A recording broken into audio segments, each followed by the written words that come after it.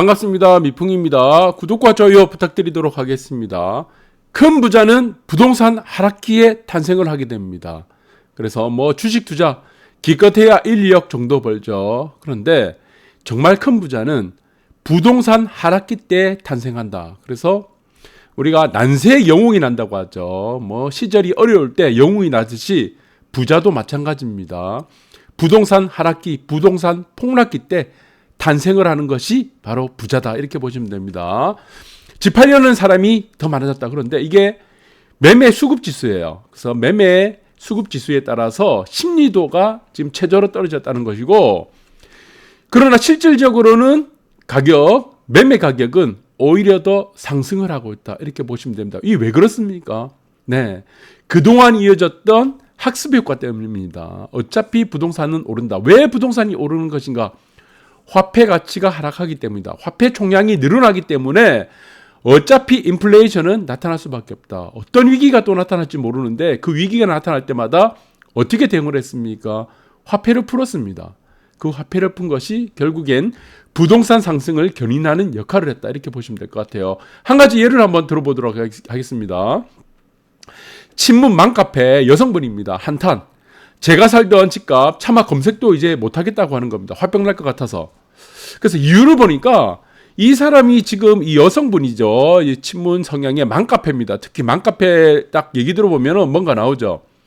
여기서 이분을 집을 팔았다고 해요. 팔고 나서 4년 전입니다. 전세로 들어갔는데 그 이유가 여러 가지 이유라고 합니다. 이 여러 가지 이유가 아닙니다. 단 하나의 이유밖에 없어요. 네, 그 이유가 무엇입니까? 친문 카페죠. 그래서 그 당시에 4년 전에 보시면은 무슨 집 팔아라 그랬잖아요. 그래서 굳게 믿었던 겁니다. 부동산과의 전쟁을 한다니까, 아이고 이거 안 되겠다. 네, 빨리 팔아야지. 그래서 냈다 판 겁니다. 금매로. 그래서 전세로 살고 있는데 그 이후 보니까 7억이 됐대요. 7억 아파트가 7억 원에 팔았는데 7억 아파트 12억 원이 됐대요.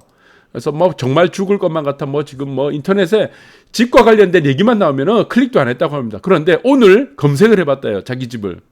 네, 그동안 검색도 안 하고 너무 싫은 거예요. 검색을 해보니까 17억 원이 넘었다고 합니다. 밑에 보시면 17억 원이 넘었다. 정말 바보 천치 같다. 지금 이분은요, 마트에서 지금 계산원으로 지금 11시간 일하고 있습니다.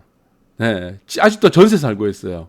11시간씩 일하고 있는데 일해서 돈 버는 거 정말 무의미한 돈이 돼버렸다. 이 얘기 나오는 겁니다. 그래서 이유는 여러 가지 이유로 집을 팔았다고 하는데 한 가지 이유밖에 없죠. 집 팔았던 거. 네, 친문 성향 맘카페 이야기입니다.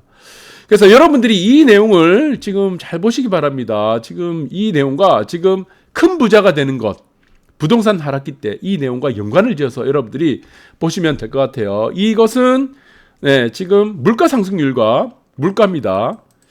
물가 상승률 그리고 무엇이냐? 집값의 변화를 나타내는 그래프입니다. 집값의 지금 가격 변동. 여러분들이 제가 서두에 말씀드린 것이 무엇입니까? 하락기라고 했죠. 부동산 하락기. 부동산 하락기에 와야지 여러분들이 큰 부자가 된다는 논리입니다. 지금 집을 팔 필요 없어요. 그때 가서 하락기가 정말 나타나게 되면 무엇을 하라 그랬습니까? 저번 시간에 갈아타기 잘하라. 아니면은 한 채를 더 사라. 그 전략으로 가는 겁니다. 언제 하락기가 나타날지 모르기 때문에. 그래서 한 채는 반드시 들고 있어야 됩니다. 네, 끝까지 들고 가야 돼요. 네, 그래서 이 부분을 보시면은 IMF 때가 있습니다. 외환위기 때 이 급락을 했습니다. 집값이. 반포주공이 2억 정도 했죠. 네, 그 당시에 2억 정도 하고 음마 아파트가 급매 물량이 7억 7천만 원이었습니다. 7천만 원. 그래서 음마가 이 당시에 보시면은 실거래가가 7천만 원이야. 7천만 원. 네, 정말 웃긴 얘기죠. 그래서 이 하락기 때 만약에 반포주공이나 음마 아파트 샀으면 어떻게 됐겠습니까? 그리고 여기서 보시면은 2009년도까지입니다. 지금 그래프가. 외환위기가 아니고 이 당시는 외환위기죠. IMF. 그리고 이 당시는 금융위기입니다. 금융위기. 그 집값이 어떻게 됐습니까? 네, 반토막 났습니다. 엄청나게 떨어졌어요. 이 두 부류에 지금 해당되는 상황에서 아파트를 이때 매수를 했다면 어떻게 됐겠습니까? 이때 매수를 했으면 어떻게 됐겠어요? 지금은 2009년 이후로 지금 이렇게 올라가 버렸죠. 천장을 다 뚫고 올라가 버렸죠. 천장을. 어마어마하게 올랐습니다.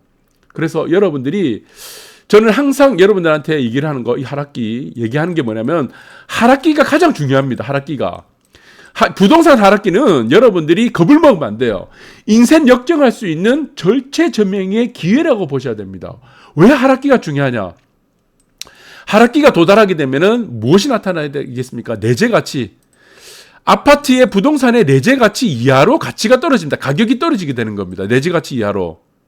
싸게 살 수 있는 국면이 되는 겁니다. 그래서 저는 이게 10년에 한 번 정도 나타납니다. 10년에 한 번. 그래서 10년에 한 번의 이 기회를 반드시 잡아야 됩니다. 그래서 부동산 사이클의 10년 주기, 2년 하락, 8년 상승이죠. 2년 동안 하락하는 이 폭락기라든가 이 조정기 때 여러분들이 어떻게 아파트를 집을 갈아타기를 하냐, 아니면 한 채를 더 샀냐, 이 전략에 따라서 여러분들이 부자가 되고 아니면은 그저 그런 인생이 되느냐로 나눠지게 된다. 이렇게 보시면 됩니다. 그런데 한 가지 의문이 있습니다. 언제 사야 되는 거죠? 만약에 이래 올라가다가 하락기가 펼쳐집니다. 이 하락기가 언제까지 떨어질지 모르죠. 여러분들, 이 하락기의 저점을 알아야 될 거 아니죠. 저점. 네. 이 저점은 무엇입니까? 예, 리셉션. 침체기입니다. 침체기. 이 침체기의 끝을 알아야 됩니다. 여기서 이 침체기의 끝, 저점 국면에서는 과감하게 전재산 몰빵으로 부동산 들어가야 됩니다. 은행 대출 다 포함해서. 그래서 이 침체기에 도달하고 저점 국면에 도달하게 되면 특징이 두 가지가 있습니다. 첫 번째 특징이 뭡니까? 규제가 없어요. 대출 규제, 무슨 조정지역 규제, 무슨 투기지역 규제 없습니다. IMF 때도 마찬가지고 금융위기 때도 마찬가지예요. 규제 없었잖아요. 투기지역 다 해제됐잖아요. 12년도에. 그래서 그때 되면은 두 가지 특징이 있다. 규제가 없고, 한 가지 특징이 무엇입니까? 1번 규제 없고, 두 번째 특징이 뭐죠? 네. 역전세난이 반드시 납니다. 역전세난. 이 두 가지 역전세난. 그래서 이걸 우리가 적용을 해서 실전 사례를 한번 보도록 하겠습니다. 가장 최근에 있었던 역전세난이 언제였습니까? 2017년도, 2016년도 후반에서 2017년도 4년 전입니다. 현 정권이 들어섰을 때, 부동산 전쟁한다고 했을 때 왜 역전세난이 났습니까? 네, 왜 역전세난이 났냐? 이걸 보니까 전쟁을 한대요. 전쟁. 집을 팔아라 그런 거예요. 그러니까 사람들이 무서워서 집을 팔고 전세로 들어가는 겁니다. 전세 수요가 늘어나게 되는 거죠. 전세 수요가. 전세 수요가 늘어나는 이유 중에 크게 두 가지가 있습니다. 전세 수요가 늘어나는 거. 첫 번째는 무엇입니까? 네. 입주 물량이 늘어날 때가 전세가 몰리게 됩니다. 네. 매매가 하락하고, 그렇죠. 전세에 대해서 전세도 하락하게 되고 입주 물량이 늘어나게 되니까. 그래서 전세가는 전반적으로 하락하는 국면. 매매가는 하락하게 되고, 이건 전세가 집중될 때. 그리고 두 번째가 무엇입니까? 매매 시장이 활성화될 때입니다. 매매 시장이 활성화될 때는 일단 전세는 안정권이 들어갑니다. 그렇죠. 그런데 매매 반대가 있습니다. 전세가 이제 강세를 보일 때가 언제입니까? 전세 강세를 보일 때. 반대의 경우 생각하셔야 돼요. 입주 물량이 없을 때. 네, 반대로. 네, 반대입니다.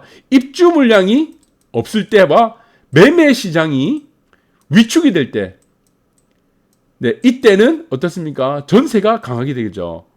그래서 2017년도 보시면은 역전세난이 발생됐습니다. 전체를 보시면은 그래프가 보시면 매매가하고 전세가가 이렇게 근처에 왔을 때가 있습니다. 이렇게 수렴이 될 때, 중첩이 되려고 할 때, 이때 되면은 어떻게 되냐? 네, 매매가가 상승하게 됩니다. 가장 가까운 사례를 한번 들겠습니다. 2012년도에 강남의 역전세난이 어마어마하게 벌어졌습니다. 그래서 이 역전세난이 벌어지고 나서 강남 아파트는 저점을 찍고 우상향을 나타냈습니다. 그리고 2017년도에 한 번 있었고요. 그래서 이 부분들 여러분들 잘 보셔야 됩니다. 그러면은 2012년도 여러분들 기사가입니다. 이게 보시면은 작성이 2012년도 3월 25일이에요. 이때 강남 아파트가 역전세난이 어마어마하게 심했죠. 그래서 그 당시 보시면은 이기심도시 사전 청약을 해서 이기심도시 물량 공급을 한다고 하니까 사람들이 전세를 선호하게 된 겁니다. 매매 시장은 위축되고, 이제 신도시에 아파트 지어야 된다고 하는데 왜 내가 구축 아파트를 사야 돼? 이 논리가 펼쳐진 겁니다. 그래서 매매 시장이 위축되고, 이 당시에 2012년도 보시면은 아파트 산다고 하면은 바보 소리 들었습니다. 바보 소리. 자, 여러분들 내가 아파트 사러 갈게. 2012년도. 엄청 안 좋았잖아요. 그런데 이 특이한 현상이 벌어지게 된 거죠. 이때 압구정 3차 보시면, 압구정 현대아파트 보시면 있습니다. 2012년도 보시면은 역전세난이 펼쳐졌을 때 보세요. 압구정 아파트가 최저가가 8억이었습니다. 8억. 제가 정확하게 기억합니다. 8억 원. 그리고 평균적으로 보시면은 8억대 초반, 초중반이었습니다. 이 아파트가 지금 어떻게 됐습니까? 35억 됐습니다. 35억. 국평이. 이 동일평수죠. 전용 면적이 35억이 됐어요. 그래서 여러분들이 기억하셔야 될 게 뭐냐면, 무엇이냐? 상승하는 국면이 8년이고 하락 국면이 2년입니다. 이 하락 국면이 가장 중요하다는 겁니다. 그러면은 이 하락 국면에서 아파트를 전재산 몰빵을 해야 되겠죠. 규제도 없기 때문에. 그럼 다시 올라가게 되겠죠. 이것이 또 8년이 되겠고 이것이 2년이 된다는 겁니다. 그러면은 언제 전재산 몰빵을 해야 되느냐? 부동산에, 아파트에. 그것을 바로미터가 무엇이냐? 역전세난이 난다는 신문기사가 나오게 되면은 뒤돌아보지 마세요. 뒤돌아보지 말고 전재산 몰빵해라. 대출 다 끌어안고 전재산 몰빵하고 가장 좋은 입지 아파트 갈아타기 해라. 그러면은 무엇이 됩니까? 이게 바로 큰 부자가 됩니다. 큰 부자. 공식입니다. 공식 이거. 왜 부동산이 올라갈 수밖에 없습니까? 화폐를 계속 발행할 수밖에 없는 거예요. 여러 가지 이유가 있습니다. 뭐 코로나 같은 사태도 있고 복지 지출도 있을 거고 SOC 사회 간접자본도 계속 만들어야 되고 도로도 계속 이게 해야 되잖아요. 도로도 계속 지금 간척을 또 계속 해야 되고 개발도 해야 되고 그래서 여러 가지 이유들이 많기 때문에 화폐는 계속 찍어낼 수밖에 없는 상황이다. 그런데 이 공식을 여러분들이 맞박에 잘 새기게 된다면은 10년에 한 번 꼭 옵니다. 최근에 한 20년 동안 3번 있었습니다. IMF 때 한 번, 금융위기 때 한 번, 그리고 현 정권이 들어왔을 때 마찬가지죠. 부동산 전쟁한다고 했을 때, 그리고 코로나 사태 때 총 4번이네요. 요즘에는 좀 많이 나타납니다. 그래서 이 부분들을 맞박에 잘 새겨 놓으시면은 앞으로 유용하게 내가 큰 부자가 되는 방법들을 탐구를 할 수 있다. 이렇게 보시면 될 것 같습니다. 감사합니다.